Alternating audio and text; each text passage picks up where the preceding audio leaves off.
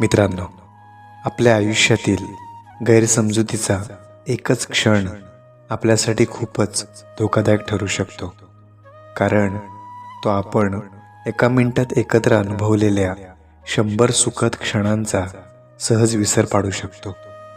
म्हणून गैरसमज टाळा. जर प्रत्येकाने आपला विचार करताना दुसऱ्याच्या मानाचा आणि मनाचा थोडासा जरी विचार केला ना, तरी नात्यात आणि मैत्रीत कधीच दुरावा येणार नाही आणि नातंही तुटणार नाही. थोडक्यात वाईटपणाही येणार नाही.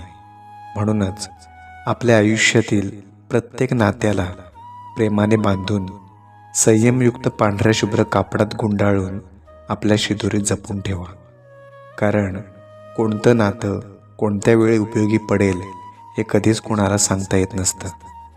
तसं पाहिलं तर आपलं हे आयुष्य खूपच छोटं आहे, पण त्या आयुष्यात महत्त्वपूर्ण नात्यांची साथ हीच एक खासियत आहे.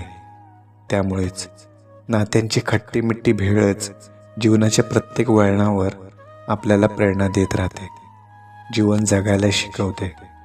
म्हणून नातं जपत राहा.